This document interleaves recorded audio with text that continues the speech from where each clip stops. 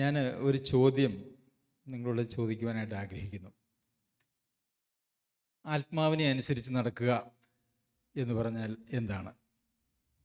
എങ്ങനെയാണ് ഒരാൾ ആത്മാവിനെ അനുസരിച്ച് നടക്കുന്നത്? അതെന്തെങ്കിലും ഊഹങ്ങളല്ല, അത് കൃത്യമായിട്ട് പറയാൻ അറിയാവുന്ന ആളുകൾ അത് ഒന്ന് അര മിനിറ്റ് തരും. അത് നിങ്ങളൊന്ന് പറയണം, കൃത്യമായിട്ട് പറയണം. എന്തെങ്കിലും മനസ്സിൽ തോന്നുന്നു പറയാനല്ല, നിങ്ങൾക്കത് കൃത്യമായിട്ട് മനസ്സിലായിട്ടുണ്ടെങ്കിൽ അത് ഒന്ന് പറയണം. ആത്മാവിനെ അനുസരിച്ച് നടക്കുക എന്ന് പറഞ്ഞാൽ എന്താണ്? ജോസഫിനൊഴികെ ബാക്കിയുള്ളവർക്ക് പറയാം.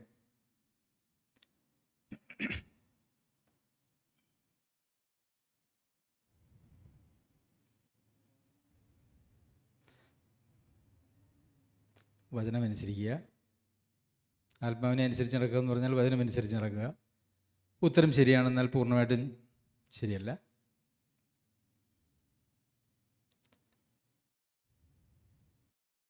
അല്ലേ? ആർക്കൊന്നും അറിയില്ലേ? ആത്മാവിനെ അനുസരിച്ച് നടക്കുക എന്ന് പറഞ്ഞാൽ എന്താണ് എന്നുള്ളത് മനസ്സിലായിട്ടില്ല. ഞങ്ങൾ ദൈവസഭയോടും ദൈവത്തോടും മാപ്പ് പറയുകയാണ്. കഴിഞ്ഞ 4 വർഷം നിങ്ങളെ ദൈവവചനം പഠിപ്പിച്ചിട്ട് ആത്മാവിനെ അനുസരിച്ച് നടക്കുക എന്ന് പറഞ്ഞാൽ അത് എന്താണ് എന്ന് നിങ്ങളെ ഗ്രഹിപ്പിക്കാനായിട്ട് ഞങ്ങൾക്ക് കഴിഞ്ഞില്ല എങ്കിൽ ഞങ്ങളുടെ ശുശ്രൂഷ തികച്ചും ഒരു വ്യർത്ഥമാണ്. ഇനി ഒരു ചോദ്യം കൂടെ ഉണ്ട്. നിങ്ങൾ ആരെങ്കിലും അറിയാവായിട്ട് പറയാൻ മടി കൊണ്ടാണ് പറയാത്തതെങ്കിൽ നിങ്ങൾ ഒരവസരം കൂടി നിങ്ങളെടുത്ത് പറയണം. കാരണം ഇത് ആർക്കും അറിയത്തില്ലയോ എന്നുള്ളൊരു ഭയവും, അങ്ങനെയെങ്കിൽ ഞങ്ങളുടെ ശുശ്രൂഷ അത് പ്രയോജനകരമല്ല എന്നുള്ള ഒരു ചിന്തയിലേക്കുമാണ് ഞങ്ങൾ മാറേണ്ടത്.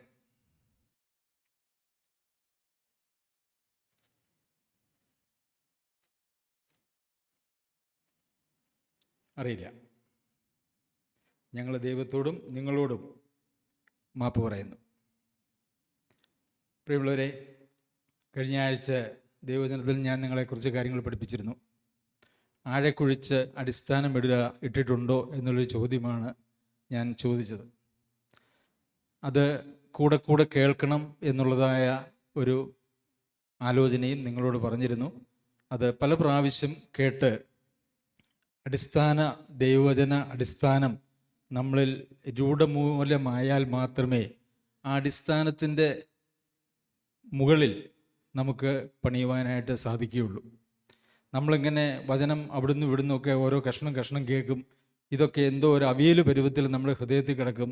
ഇത് തമ്മിൽ വേർതിരിച്ച് ചിന്തിക്കാനായിട്ടുള്ള ഒരു പക്വത, ഇനി കേട്ടാൽ അത് ശരിയാണോ തെറ്റാണോ എന്ന് പോലും ചിന്തിക്കാനായിട്ടൊരു പക്വത നമ്മളിൽ ഇല്ലാതെ പോയി നമ്മളുടെ ജീവിതം ആത്മാവിനെ അനുസരിച്ച് ജീവിക്കേണ്ടതായിട്ടുള്ള നമ്മൾ, കർത്താവ് വന്നാലും നമ്മൾ മരിച്ചാലും ആത്മാവിനെ അനുസരിക്കുക എന്ന് പറഞ്ഞാൽ എന്താണ് എന്ന് പോലും അറിയത്തില്ലാത്തതായിട്ടുള്ളൊരവസ്ഥയിൽ വന്നു ചേരും.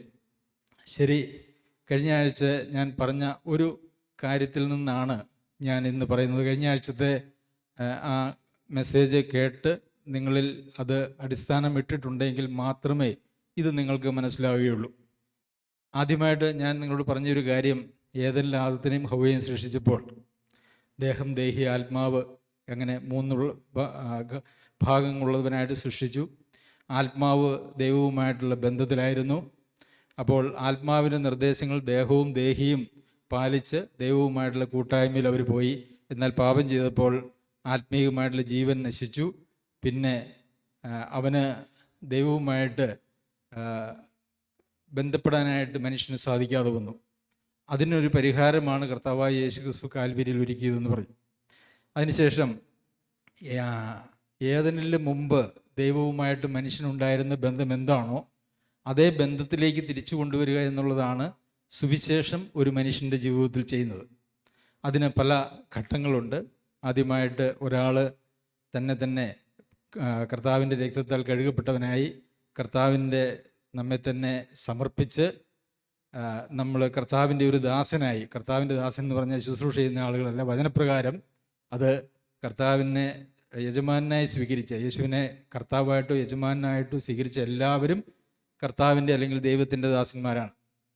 അപ്പോൾ അങ്ങനെ നമ്മുടെ ആത്മാവിന് പുതുജീവൻ, വീണ്ടും ജന്മം പ്രാപിക്കുമ്പോൾ പുതുജീവൻ ലഭിച്ചു. പക്ഷേ ഈ പുതുജീവൻ ലഭിച്ചപ്പോൾ നമ്മൾ ആദത്തിന് ഉണ്ടായിരുന്നതായിട്ടുള്ള അതേ അവസ്ഥയിലേക്ക് എത്തി. നമ്മുടെ ആ ഒരു ആത്മാവ് ജീവനുള്ളതായിട്ട് തീർന്നു.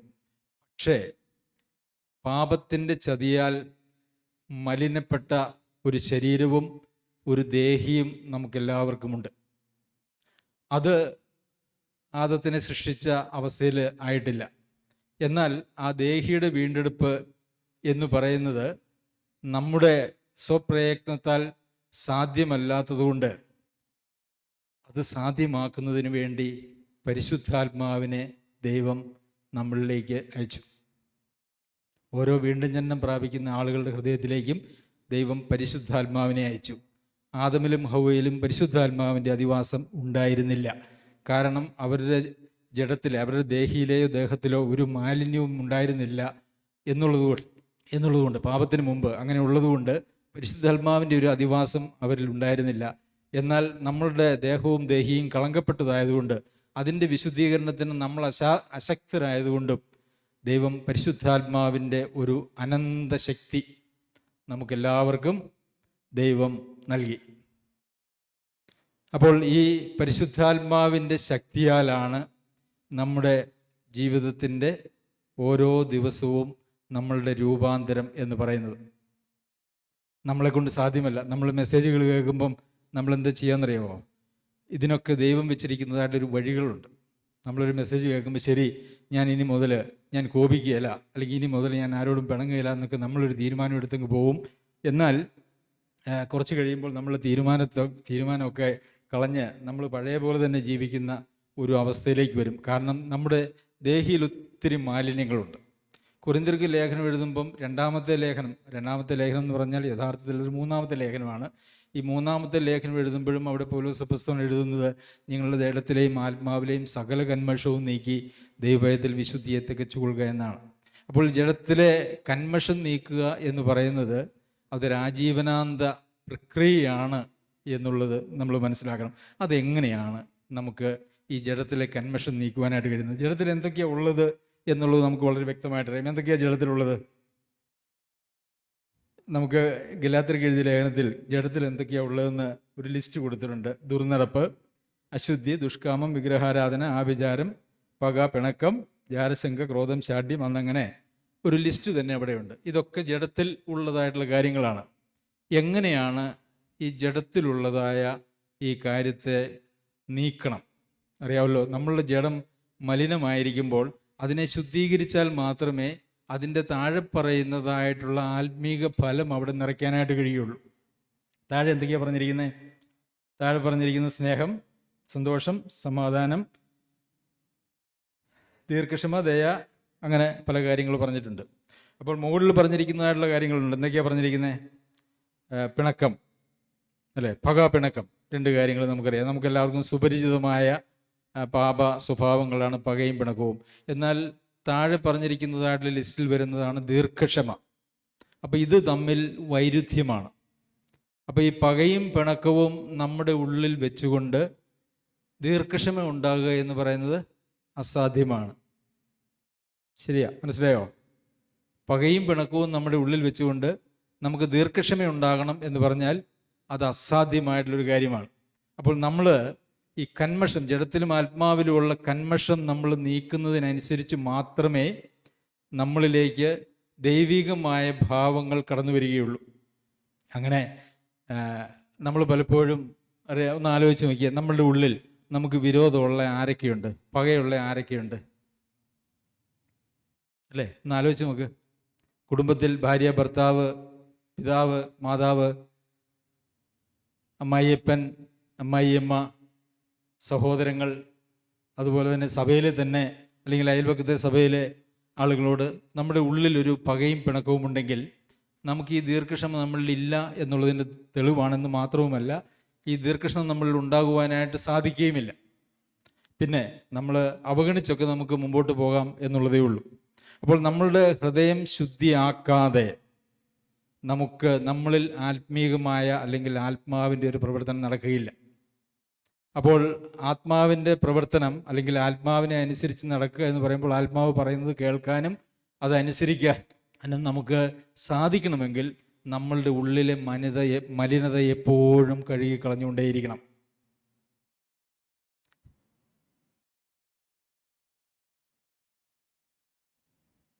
നമ്മൾ എബ്രായ ലേഖനത്തിൽ വായിക്കുന്നത് ദുർമനസാക്ഷി നീങ്ങുമാറ് ഹൃദയത്തിൽ തളിക്കപ്പെട്ടവരും ശുദ്ധവെള്ളത്താൽ ശരീരം കഴുകപ്പെട്ടവരുമായി. അപ്പോൾ നമ്മളിൽ ദുർമനസാക്ഷി ഉണ്ടെങ്കിൽ അത് കഴുകി, അത് തളിക്കപ്പെടുക എന്ന് പറഞ്ഞാൽ തളിച്ച് കഴുകുക എന്നുള്ളതാണ് അതിൻ്റെ അർത്ഥം. അത് കഴുകപ്പെട്ട് നമ്മൾ ദൈവസന്നിധിയിലേക്ക് ചെല്ലണമെന്നുള്ളതാണ്. ഇത് ഒരു രീതിയിലും ഒരു കളങ്കവും ഇല്ലാത്തതായിട്ടുള്ള ആളുകൾ ആരും ഇന്ന് ലോകത്തിലില്ല. അത് വചനം പഠിപ്പിക്കുന്ന ഞങ്ങളാണെങ്കിലും അല്ല ഇത് കേൾക്കുന്ന നിങ്ങളാണെങ്കിലും ആരും ഒരു രീതിയിലുമുള്ള കളങ്കമില്ലാത്തവരല്ല. അപ്പം നമ്മളൊക്കെ എപ്പോഴും നമ്മളുടെ ഉള്ളിൽ ഉണ്ടാവേണ്ട ബോധ്യം എന്ന് പറയുന്നത് എന്താണ്? ഞാൻ കഴുകിക്കളയാൻ ധാരാളം മലിനത ഉള്ള ആളുകളാണ്. അപ്പോൾ അത് കഴുകിക്കളയുമ്പോൾ മാത്രമേ ദൈവത്തിന് നമ്മളിൽ പ്രവർത്തിക്കുവാനായിട്ട് കഴിയുള്ളൂ. അത് കഴുകിക്കളയുക എന്ന് പറഞ്ഞാൽ നമ്മളുടെ മനോഭാവം എന്തായിരിക്കും എന്നറിയാമോ? എൻ്റെ ഉള്ളിൽ പ്രശ്നങ്ങളുണ്ട്, എന്നെ തന്നെ ശുദ്ധീകരിക്കേണ്ടതുണ്ട് എന്ന് ചിന്തിക്കുന്നതായുള്ള ഒരു മനുഷ്യനും മറ്റൊരാളെ വിധിക്കാനോ അല്ലെങ്കിൽ മറ്റൊരാളെ ശ്രേഷ്ഠരായിട്ട് കാണാതിരിക്കാനോ അവർക്ക് കഴിയില്ല. എല്ലാവരും പ്രാധാന്യമുള്ളവരാണ്. ഞാൻ മിടുക്കനും ബാക്കിയുള്ളവരൊക്കെ കുഴപ്പക്കാരനുമാണ് എന്നുള്ളതാണ് പൊതുവേ, അല്ലേ? ഒരു വീട്ടിൽ ഒരു ഭാര്യ ചിന്തിക്കുന്നത് ഞാൻ കുഴപ്പമില്ല, ഭർത്താവും അപ്പനും അമ്മയൊക്കെ ഉണ്ടെങ്കിൽ അവരൊക്കെ കുഴപ്പക്കാരാണെന്ന് ചിന്തിക്കും. ഭർത്താവ് ചിന്തിക്കുന്നത് ഞാൻ കുഴപ്പമില്ല, ഭാര്യയും ബാക്കിയുള്ളവരൊക്കെ കുഴപ്പക്കാരാണ്, മക്കളൊക്കെ കുഴപ്പക്കാരാണ്. ഇത് അല്ലെങ്കിൽ സഭയിൽ ഞാൻ മാത്രം കൊള്ളാം, ബാക്കിയുള്ളവരെല്ലാവരും കുഴപ്പക്കാരാണ് എന്ന് ചിന്തിക്കുന്ന ഒരു മനോഭാവം നമ്മൾ വരുന്നത് എപ്പോഴാണെന്നറിയാമോ? നമ്മളിൽ നമ്മളെക്കുറിച്ചുള്ള അപര്യാപ്തതയുടെ കാഠിന്യം അത് നമുക്കില്ലാത്തത് കൊണ്ടാണ്. പൗലോസ് അപ്പോസ്തലൻ ഫിലിപ്പിയർക്ക് ലേഖനം എഴുതുമ്പോൾ തന്നെക്കുറിച്ചുള്ള പരിജ്ഞാനത്തിൻ്റെ ശ്രേഷ്ഠത നിമിത്തം ഞാൻ എല്ലാം ചവറ് എന്ന് എണ്ണുന്നു നമ്മൾ വായിക്കുന്നുണ്ട്. അപ്പോൾ തന്നെക്കുറിച്ചുള്ള പരിജ്ഞാനത്തിൻ്റെ ശ്രേഷ്ഠത, കർത്താവായ യേശു ക്രിസ്തുവിനെക്കുറിച്ച് അല്ലെങ്കിൽ പിതാവിനെക്കുറിച്ച് നാം എത്രത്തോളം അറിയുന്നുവോ അത്രത്തോളം നമ്മൾ താഴുകയും ദൈവസന്നിധിയിൽ നാം ഒന്നുമല്ലാതായിത്തീരുകയും ചെയ്യും. അങ്ങനെ ഞാൻ ഒന്നുമല്ല എന്ന് ഉള്ള ഒരു മനോഭാവത്തിലേക്ക് ഞാൻ വരുമ്പോഴാണ് മറ്റുള്ളവരെ വിധിക്കാതെ മറ്റുള്ളവരെ ശ്രേഷ്ഠരായി കാണാനായിട്ട് നമുക്ക് സാധിക്കുക. ശരി, നമ്മൾ വിഷയത്തിലേക്ക് വരാം. അപ്പോൾ ഈ താഴ്മയിൽ നിന്നുകൊണ്ട് നമ്മുടെ ഉള്ളിലുള്ള എല്ലാ കളങ്കങ്ങളും നീക്കിയാൽ മാത്രമേ ദൈവാത്മാവ് വചനത്തിലൂടെ നമ്മളോട് സംസാരിക്കുകയുള്ളൂ. ജോസഫരൻ ഇതിനു മുമ്പ് ക്ലാസ്സിലെത്തിയപ്പോഴൊക്കെ സൂചിപ്പിച്ചുള്ള ഒരു വാക്ക്, ആത്മാവ് തരുന്ന വചനങ്ങളാൽ, ആത്മാവ് വെളിപ്പെടുത്തുന്ന വചനങ്ങളാൽ എന്ന് പറഞ്ഞത് എനിക്ക് ഓർമ്മയുണ്ട്. ദൈവാത്മാവാണ് നമ്മളിലേക്ക് ദൈവവചനത്തിൻ്റെ വെളിച്ചം വീശിത്തരുന്നത്. പക്ഷെ അത് വീശിത്തരണമെങ്കിൽ നമ്മളുടെ ഉള്ള് ക്ലീൻ ആയിരിക്കണം. ശരി, അങ്ങനെ നമ്മളുടെ ഉള്ളിലെ പ്രശ്നങ്ങളൊക്കെ ഇവിടെ പറഞ്ഞിരിക്കുന്നതായിട്ടുള്ള പ്രശ്നങ്ങളുണ്ട്. അതൊരു മുഴുവൻ പട്ടികയൊന്നുമല്ല. അതല്ലാതെ തന്നെ ധാരാളം നമുക്കറിയാം. നമ്മളിലുള്ള എല്ലാ കുറവുകളെക്കുറിച്ചും നമ്മൾ പൊതുവെ ബോധവാന്മാരാണ്. ഇനി അങ്ങനെ കുറവുകളൊന്നും ഇല്ല എന്നൊരാൾ ചിന്തിക്കുകയാണെങ്കിൽ അതിൻ്റെ അർത്ഥം അവൻ കള്ളനാണെന്നാണ്. കാരണം വചനം അങ്ങനെയാണ് പറയുന്നത്. എനിക്കൊരു പാപവും ഇല്ല എന്ന് പറഞ്ഞാൽ അവൻ കള്ളനാണ്. അപ്പോൾ അങ്ങനെ നമ്മളിലുള്ള കുറവുകളെക്കുറിച്ചുള്ള ബോധ്യം നമുക്ക് കിട്ടിക്കഴിയുമ്പോൾ നാം നമ്മെ തന്നെ താഴ്ത്തും. പിന്നെ ആ കുറവുകൾ പരിഹരിക്കാനായിട്ട് നമ്മൾ എന്താ ചെയ്യുക? ആത്മാവിനാൽ ശരീരത്തിൻ്റെ പ്രവൃത്തികളെ മരിപ്പിക്കുക. അപ്പോൾ ശരീരത്തിൻ്റെ പ്രവൃത്തികൾ അല്ലെങ്കിൽ ജഡത്തിൻ്റെ പ്രവൃത്തികളെ കൊല്ലണമെങ്കിൽ അതിനാര് വേണം? നമ്മളുടെ തീരുമാനം പോരാ. നമ്മളുടെ തീരുമാനം പോരാ, ആരുടെയും ഉപദേശവും പോരാ. എത്ര പ്രസംഗിച്ചാലും എത്ര ഉപദേശിച്ചാലും എന്നിലുള്ള ശരീരത്തിൻ്റെ അല്ലെങ്കിൽ ജഡത്തിൻ്റെ പ്രവൃത്തികളെ മരിപ്പിക്കാനായിട്ട് അത് വേറൊരു ആൾക്ക് പറ്റുന്നതായിട്ടുള്ളൊരു കാര്യമല്ല. പഠിപ്പിക്കാമെന്നുള്ളതൊക്കെ ഉള്ളൂ. പക്ഷെ അത് ആത്മാവിനാൽ ഓരോരുത്തരും സ്വന്തം ജീവിതത്തിൽ ചെയ്യേണ്ടതാണ്. അപ്പോൾ ആത്മാവിനാൽ എങ്ങനെയാണ് ശരീരത്തിൻ്റെ പ്രവൃത്തികളെ മരിപ്പിക്കുക? എങ്ങനെയാണ്? ദേഹത്തിലെയും പ്രശ്നങ്ങൾക്ക് ആത്മാവ് പരിഹാരം ഉണ്ടാക്കിയിട്ടുണ്ട്. അത് കാൽവരി യാഗത്തിലെ കർത്താവ് നമുക്ക് വേണ്ടി ഏറ്റെടുത്ത ഒരു യാഗത്തിൻ്റെ അടിസ്ഥാനത്തിലാണ്. നമ്മളൊരു യാഥാർത്ഥ്യം എപ്പോഴും നമ്മൾ മനസ്സിലാക്കേണ്ടതുണ്ട്. എന്താണ്? ഞാൻ ക്രിസ്തുവിനോട് കൂടെ ക്രൂശിക്കപ്പെട്ടിരിക്കുന്നു. ഇനി ഞാൻ ജീവിക്കുന്നില്ല, ക്രിസ്തു അത്ര എന്നിൽ ജീവിക്കുന്നത്.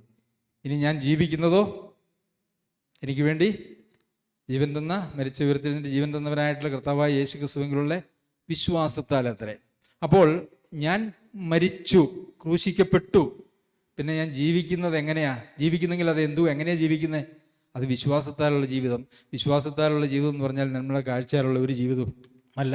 അപ്പോൾ ഞാൻ മരിച്ചു എന്നുള്ളൊരു യാഥാർത്ഥ്യത്തെ നാം എപ്പോഴും അങ്ങനെ എണ്ണുവിൻ. നീതിക്ക് ദാസന്മാരായി തീർന്നു എന്ന് നമ്മളെ തന്നെ എണ്ണേണ്ടതായിട്ടൊരു ആവശ്യമുണ്ട്. അത് നമ്മുടെ ജീവിതത്തിൽ എപ്പോഴും ഒരു യാഥാർത്ഥ്യമായി നമ്മുടെ മനസ്സിലിരിക്കേണ്ടതായിട്ടുള്ള, നമ്മുടെ ഹൃദയത്തിലിരിക്കേണ്ടതായിട്ടുള്ള ഒരു കാര്യമാണ്.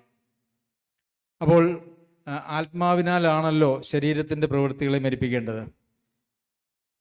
എനിക്ക് ഒരാളോട് വലിയ പകയുണ്ട്, കോപമുണ്ട്, അല്ലെങ്കിൽ അസൂയയുണ്ട്, പിണക്കമുണ്ട്. എന്താ നമ്മൾ പറയുക? കർത്താവേ, ഞാനില്ല, ഞാൻ മരിച്ചു, ഞാൻ നിന്നോടുകൂടി ക്രൂശിക്കപ്പെട്ടവനാണ്, എന്നിൽ ഇങ്ങനെയൊരു പ്രശ്നം എനിക്കുണ്ട്, എനിക്കത് സാധിക്കുന്നില്ല, അങ്ങയുടെ കൃപ എനിക്ക് തരണം. നാം മരിച്ചു എന്നുള്ള യാഥാർത്ഥ്യത്തെ നാം അംഗീകരിക്കുകയും ദൈവാത്മാവ് നമുക്ക് വേണ്ടി വ്യാപരിക്കുന്ന അളവറ്റ ശക്തി, പ്രിയമുള്ളവരെ, നമ്മുടെ ഉള്ളിൽ അടിഞ്ഞുകൂടിയിരിക്കുന്നതായിട്ടുള്ള ഏത് സ്വഭാവത്തെയും മാറ്റിക്കളയുവാൻ പര്യാപ്തമായിട്ട് എത്ര ശക്തി നമുക്ക് വേണമോ അത്രയും ശക്തി പരിശുദ്ധാത്മാവ് നമുക്ക് നൽകും. ആത്മാവിനാൽ ശരീരത്തിൻ്റെ പ്രവൃത്തികളെ മരിപ്പിക്കുക എന്ന് പറഞ്ഞാൽ വേറെ ഒരു മാർഗവും ഈ ലോകത്തിലില്ലാതിരിക്കെ എൻ്റെ ശരീരത്തിൻ്റെ പ്രവൃത്തികളെ, എൻ്റെ മോഹങ്ങളെയൊക്കെ എനിക്ക് മരിപ്പിക്കാനായിട്ട് ആത്മാവിൻ്റെ ശക്തി പോരാ എന്നും, അല്ലെങ്കിൽ അതിനപ്പുറം ഒരു ശക്തി വേണമെന്നും പറയാനായിട്ട് നമുക്ക് കഴിയില്ല. കാരണം ഈ ആത്മാവിൻ്റെ ശക്തിയെക്കുറിച്ച് പറയുന്നത് അത്യന്ത ശക്തിയെന്നും, എന്നിൽ ബലത്തോടെ വ്യാപരിക്കുന്ന ശക്തിയെന്നും, അളവറ്റ ശക്തിയുടെ വലിപ്പമെന്നും ഒക്കെയുമാണ്. അപ്പോൾ നാം മനസ്സിലാക്കേണ്ടതായിട്ടൊരു കാര്യം, നമ്മളുടെ ശുദ്ധീകരണത്തിന് ആവശ്യമായിട്ടുള്ള ശക്തി നമുക്ക് പരിശുദ്ധാത്മാവ് നമ്മളുടെ ജീവിതത്തിൽ തരും. ശരി, നാം നമ്മളിലുള്ള പാപത്തെ താലോലിക്കുകയോ ന്യായീകരിക്കുകയോ ചെയ്യുന്ന ആളുകളാണോ? അതെയോ അത് ക്രിസ്തുവിനോടുകൂടെ വസിക്കുന്ന, ക്രിസ്തുവിനോട് ചേർന്ന, എന്നിൽ ഒരിക്കലും ഒരു നിമിഷം പോലും ഇരിക്കാൻ പറ്റാത്തതായിട്ടുള്ള ഒരു പ്രശ്നമായി പരിഗണിച്ച് അതിനെ എൻ്റെ ഹൃദയത്തിൽ നിന്നും അതിനെ മാറ്റേണ്ടതിന് വേണ്ടി പരിശുദ്ധാത്മാവിൻ്റെ കൃപയ്ക്കും ശക്തിക്കും വേണ്ടി യാചിക്കുന്നവരാണോ? അപ്പോൾ പാപത്തെ ശുദ്ധീകരിക്കുക എന്ന് പറയുന്നത് ഓരോ പാപ സ്വഭാവങ്ങളെയും മുറുകെ പറ്റുന്ന പാപം സകല ഭാരവും, അത് നമ്മുടെ ആത്മീയ ജീവിതത്തിൽ ആത്മാവിനെ അനുസരിച്ച് നടക്കുന്നതിൽ ഏറ്റവും പ്രാധാന്യമുള്ള ഒരു കാര്യമാണ്. പിന്നെ ആത്മാവിനെ അനുസരിച്ച് നടക്കുന്നു എന്ന് പറയുമ്പോൾ രണ്ടാമത്തെ പ്രധാനപ്പെട്ട കാര്യം എന്ന് പറയുന്നത്, ആത്മാവ് നമുക്കറിയാം ദൈവാത്മാവിനാൽ നിവേശിതമാണ് ദൈവത്തിൻ്റെ വചനം. ദൈവത്തിൻ്റെ വചനം നമ്മുടെ ഹൃദയങ്ങളിലേക്ക് പ്രകാശിപ്പിക്കുന്നത് ദൈവാത്മാവാണ്.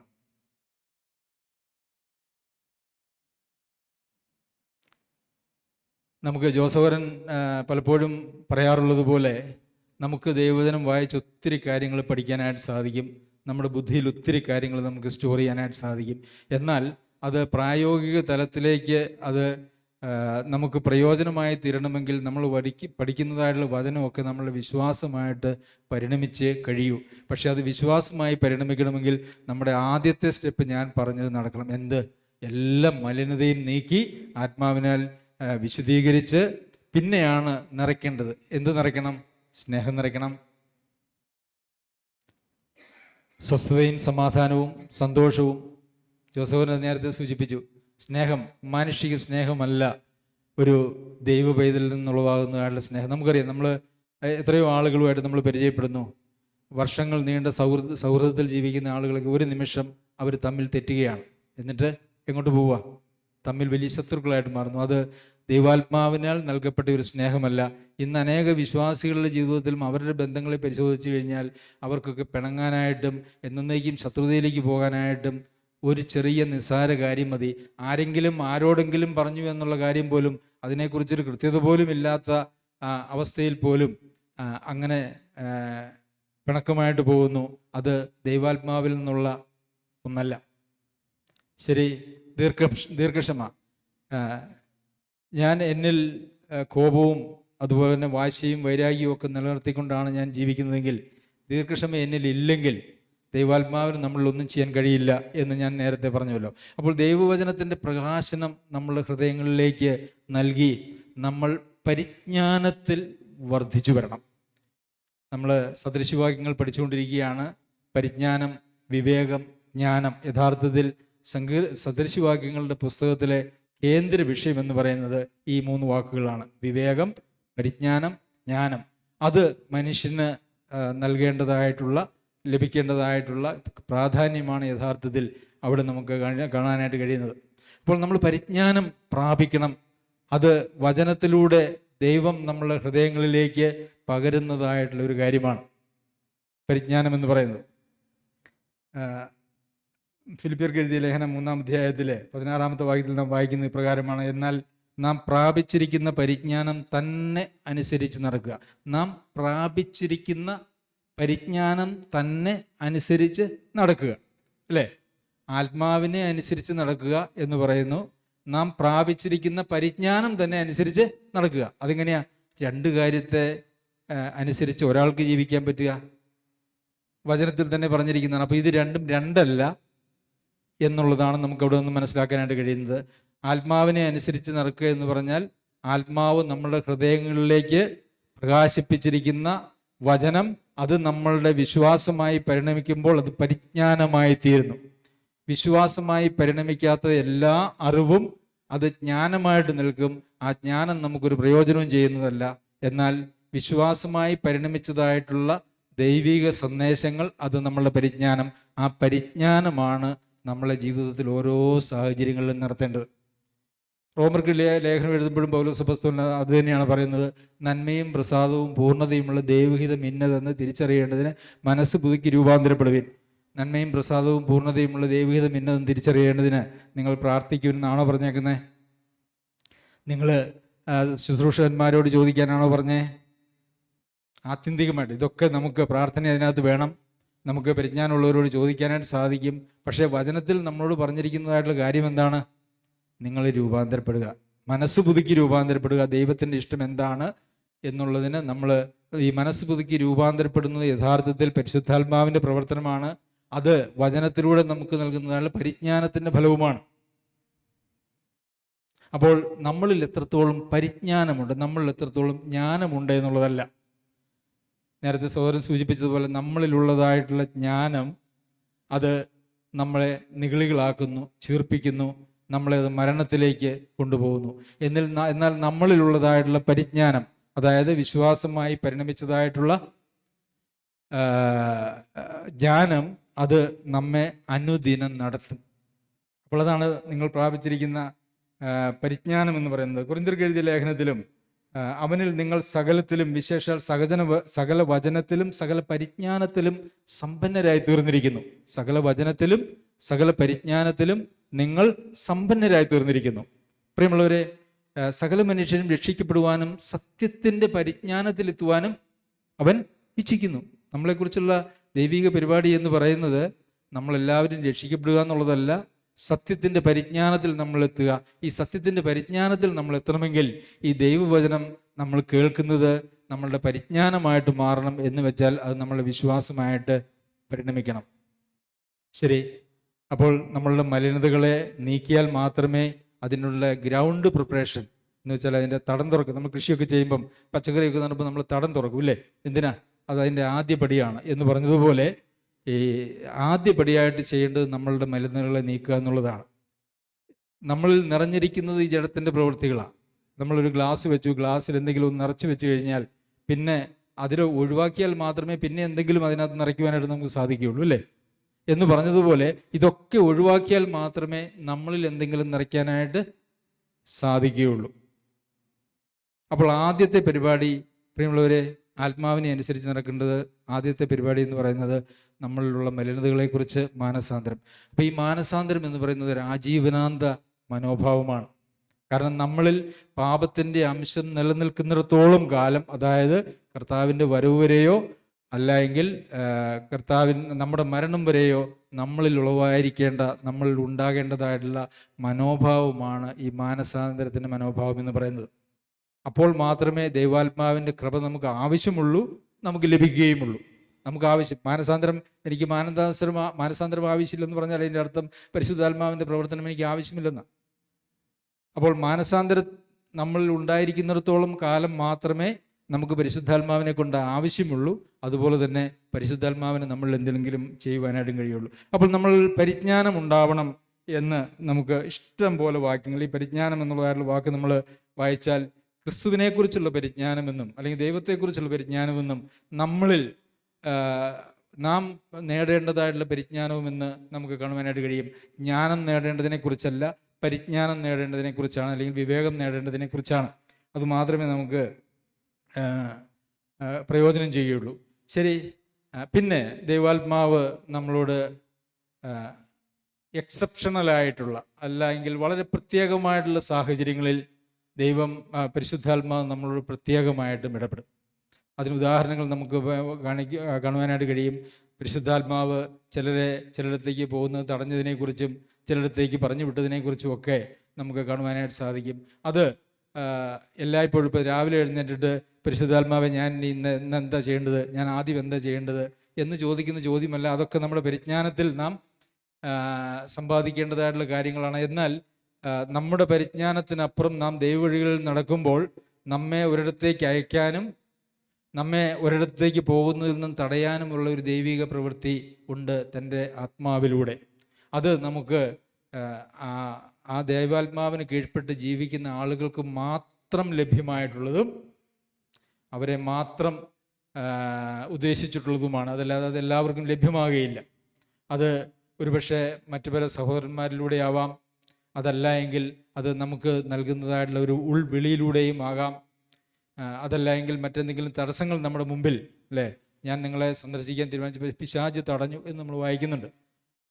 അങ്ങനെ പ്രായോഗികമായിട്ടുള്ള തടസ്സങ്ങൾ നമ്മുടെ ജീവിതത്തിൽ ഉണ്ടാക്കുന്ന വഴിയാകാം. അങ്ങനെയൊക്കെ നമ്മുടെ ജീവിതത്തിൽ ദൈവാത്മാവ് നേരിട്ട് ഇടപെടാവുന്ന സാഹചര്യങ്ങളുണ്ട്. എന്നാൽ എപ്പോഴും ദൈവാത്മാവ് നേരിട്ടല്ല ഇടപെടുന്നത്. ദൈവാത്മാവ് തൻ്റെ വചനം നമ്മളിലേക്ക് പകർന്നു തന്നുകൊണ്ടും ആ വചനത്തിൻ്റെ പരിജ്ഞാനത്തിൻ്റെ ശ്രേഷ്ഠതയിൽ നമ്മൾ ജീവിക്കുമ്പോഴും ആണ് എന്ന് നമ്മൾ ഓർക്കണം.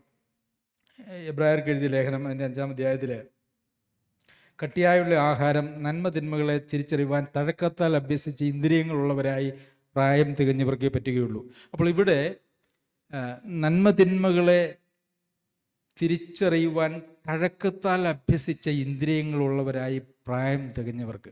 അപ്പോൾ ഈ പ്രായം തികഞ്ഞവർക്കുള്ള, അതായത് ഇപ്പോൾ ആത്മീയ പ്രായത്തെക്കുറിച്ചാണ് പറയുന്നത്, അല്ലാതെ നമ്മുടെ ക്രോണോളജിക്കൽ നമ്മുടെ വയസ്സിനെ കുറിച്ചല്ല, നമ്മൾ പറയുന്ന വയസ്സിനെ കുറിച്ചല്ല. പ്രായം ആത്മീയമായിട്ടുള്ള പക്വത പ്രാപിച്ച ആളുകൾക്ക് സാധിക്കുന്ന കാര്യമാണ് അവിടെ പറഞ്ഞിരിക്കുന്നത്. എന്താണ്? നന്മ തിന്മകളെക്കുറിച്ചുള്ള തിരിച്ചറിവ്, ശരിയേത് തെറ്റേത് എന്ന് തിരിച്ചറിയുവാനായിട്ട് സാധിക്കണമെങ്കിൽ അതിന് തഴക്കത്താൽ അഭ്യസിച്ച ഇന്ദ്രിയങ്ങളുള്ളവരായി. എങ്ങനെ ഈ ഇന്ദ്രിയങ്ങൾ കൊണ്ട് തഴക്കത്താൽ ഒരു അഭ്യാസനം കിട്ടുന്നത്? അത് നമ്മളിങ്ങനെ ഓരോ ജീവിത സാഹചര്യങ്ങളിൽ നമ്മൾ ദൈവവചനത്താൽ നമ്മളെ നടത്തി, നമ്മൾ ചിലപ്പം തോറ്റുപോയിട്ടുണ്ടാക്കും. ചില സമയങ്ങളിൽ നമ്മുടെ തീരുമാനങ്ങളൊക്കെ തെറ്റിയിട്ടുണ്ടാകും. അപ്പോൾ തെറ്റി എന്നുള്ളത് ചിലപ്പം ദൈവം നമ്മളെ വീഴാൻ അനുവദിക്കും കേട്ടോ. നമ്മൾ നിഗളിച്ചു പോകുമെന്ന് തോന്നിയാൽ ചിലപ്പം നമുക്കൊരു ശൂലം തന്നിരിക്കും. ചിലപ്പം ദൈവത്തിൻ്റെ കൃപ അങ്ങോട്ടൊരു നിമിഷം പിൻവലിച്ചിട്ട് നമ്മളെ വീഴാൻ അനുവദിക്കും. അതൊക്കെ ദൈവിക പരിപാടിയാണ്, പക്ഷെ അതൊക്കെ നമ്മുടെ നന്മയ്ക്ക് വേണ്ടിയിട്ടാണ്. അപ്പോൾ അങ്ങനെ തഴക്കത്താൽ അഭ്യസിച്ച ഇന്ദ്രിയങ്ങൾ, അങ്ങനെ പ്രായമായവർക്ക് എന്ത് ചെയ്യാൻ കഴിയും? നന്മയും തിന്മയും തിരിച്ചറിയാനായിട്ട് കഴിയും. ഇതെല്ലാ വിശ്വാസികളെ സംബന്ധിച്ച് ആവശ്യമായിട്ടുള്ള കാര്യമാണ്. ആത്മീയ ശുശ്രൂഷയുടെ ലക്ഷ്യമെന്ന് പറയുന്നതും യഥാർത്ഥത്തിൽ അതാണ് എന്ന് എഫേസ്യർക്ക് എഴുതിയ ലേഖനത്തിൽ നമ്മൾ വായിക്കുന്നുണ്ട്. അത് നാം എല്ലാവരും വിശ്വാസത്തിലും ദൈവപുത്രനെ കുറിച്ചുള്ള പരിജ്ഞാനത്തിലുമുള്ള ഐക്യത, വിശ്വാസത്തിലും ദൈവപുത്രനെക്കുറിച്ചുള്ള പരിജ്ഞാനത്തിലുള്ള ഐക്യതയും തികഞ്ഞ പുരുഷത്വവും ക്രിസ്തുവിൻ്റെ സമ്പൂർണ്ണതയായ പ്രായത്തിൻ്റെ അളവും പ്രാപിക്കുവോളും എന്ന് പറഞ്ഞുകൊണ്ടാണ് എഫേസ്യർക്ക് എഴുതിയ ലേഖനത്തിൽ നമ്മളത് വായിക്കുന്നത്. അപ്പോൾ പ്രിയമുള്ളവരെ, ഒരു ആത്മീയ പക്വത അല്ലെങ്കിൽ പുരുഷത്വം അല്ലെങ്കിൽ പരിജ്ഞാനം, സത്യത്തിൻ്റെ പരിജ്ഞാനം, ഇത് ദൈവാത്മാവിനാൽ ദൈവവചനം നമ്മളുടെ ഹൃദയങ്ങളിൽ പ്രകാശിച്ചിട്ട് അത് നമ്മളുടെ വിശ്വാസമായി പരിണമിച്ചിട്ട് നമ്മളിൽ ഉളവാകേണ്ടതായിട്ടുള്ള കാര്യമാണ്. അപ്പോൾ ആത്മാവിനെ അനുസരിച്ച് ജീവിക്കുക എന്ന് പറഞ്ഞാൽ എന്താ? മനസ്സിലായോ? ഇനിയും മനസ്സിലായിട്ടില്ലേ? ഇല്ലെങ്കിൽ ഈ വീഡിയോ അപ്ലോഡ് ചെയ്യുന്നതാണ്. യൂട്യൂബിൽ നിങ്ങൾക്കത് കേൾക്കാനായിട്ട് സാധിക്കും. അതുപോലെ തന്നെ നമ്മുടെ മനസാക്ഷിയെക്കുറിച്ച് നമ്മൾ പറയും. നമ്മളെല്ലാവരും മനസാക്ഷിയെക്കുറിച്ച് ചിന്തിക്കുന്നുണ്ടല്ലേ? എന്താണ് യഥാർത്ഥത്തിലുള്ള മനസാക്ഷി? മനസാക്ഷി എന്ന് പറയുന്നത്, പലരും പറയും ഞാൻ എൻ്റെ മനസാക്ഷിക്ക് വിരുദ്ധമായിട്ട് ഒന്നും ചെയ്തിട്ടില്ല. എന്താണ് ശരിക്കും മനസാക്ഷി? മനസാക്ഷി എന്ന് പറഞ്ഞാൽ മനസ്സിൻ്റെ സാക്ഷ്യം എന്നാണ് അതിൻ്റെ അർത്ഥം. അത് നമ്മുടെ ദേഹിയിൽ ഉള്ളതായിട്ടുള്ള ഒരു ദൈവം വെച്ചിരിക്കുന്നതായിട്ടുള്ളൊരു ക്രമീകരണമാണ്. ഈ മനസാക്ഷി എന്ന് പറഞ്ഞു കഴിഞ്ഞാൽ, മനസാക്ഷി നമ്മളെ തോന്നിച്ചു എന്നുള്ളതൊന്നും അത് ദൈവവചനമാണെന്നുള്ളതോ ആത്മാവിൻ്റെ ഉത്തരവാണെന്നോ ഗൈഡൻസ് ആണെന്നോ നമ്മൾ തെറ്റിദ്ധരിക്കാനായിട്ട് ആവശ്യമില്ല. നമ്മുടെ മനസ്സിൽ തോന്നുന്നു, മനസ്സ് സാക്ഷ്യം പറയുന്നു. നമ്മുടെ മനസാക്ഷിയെക്കുറിച്ച് പറയുമ്പോൾ തന്നെ നമ്മൾ എബ്രായ ലേഖനത്തിൽ ദുർമനസാക്ഷി നീങ്ങുമാർ ഹൃദയങ്ങളിൽ തളിക്കപ്പെട്ടവർക്കും, അതായത് വിശ്വാസികളായിട്ടുള്ള ആളുകൾക്കും ദുർമനസാക്ഷി സാധ്യമായതുകൊണ്ടാണല്ലോ ഈ മനസാക്ഷി രൂപപ്പെടുന്നത്. നമ്മൾ ജനിച്ച് ജീവിച്ചതായിട്ടുള്ള സാഹചര്യങ്ങൾ നമ്മെ ഒരു പ്രത്യേക രീതിയിൽ ചിന്തിക്കാൻ പര്യാപ്തമാക്കുന്നതാണ്. ഞാനിതിനു മുമ്പ് ഉദാഹരണം പറഞ്ഞിട്ടുണ്ടെന്ന് തോന്നുന്നു. വീരപ്പനെ കുറിച്ച് പറഞ്ഞാൽ, വീരപ്പനെ ദൈവമായി കാണുന്ന ഒരു വലിയ ജനക്കൂട്ടം ആ നാടുകളിലുണ്ട്. എന്തുകൊണ്ടാണ് വീരപ്പനെ പോലീസിന് പിടിക്കാൻ പറ്റാതിരുന്നു എന്നറിയാമോ? വീരപ്പനെ വലിയ ഒരു നല്ല മനുഷ്യനായിട്ട് കണ്ട് വീരപ്പൻ്റെ കൂടെ നിന്നതായിട്ടുള്ള ഒരു വലിയ ജനക്കൂട്ടമുണ്ടായിരുന്നു. വീരപ്പൻ്റെ ചിന്ത എന്താണെന്നറിയാമോ? ഈ വലിയ ധനവാന്മാരെയും അതുപോലെ തന്നെ ആനക്കൊമ്പോ ചന്ദനം എന്താണെന്നാലും വെട്ടിക്കടത്തി അതൊക്കെ സാധുക്കളായിട്ടുള്ള ആളുകൾക്ക് കൊണ്ട് കൊടുത്ത് സാധുക്കളെ സംരക്ഷിക്കുക. അദ്ദേഹത്തിൻ്റെ മനസാക്ഷിയിൽ ആ ചെയ്യുന്നതൊരു കുഴപ്പവുമില്ല. അപ്പോൾ മനസാക്ഷി എന്ന് പറയുന്നത് നാം നമ്മുടെ സാഹചര്യങ്ങളിൽ നിന്നും നാം പരുവപ്പെടുത്തി നമ്മുടേതായി നമ്മൾ ക്രമീകരിച്ചുണ്ടാക്കിയിരിക്കുന്ന ഒരു കാര്യമാണ്. ഈ മനസാക്ഷി ഒരിക്കലും നമുക്ക് ശരിയായ ഒരു നിർദ്ദേശം തന്നുകൊള്ളണമെന്നില്ല.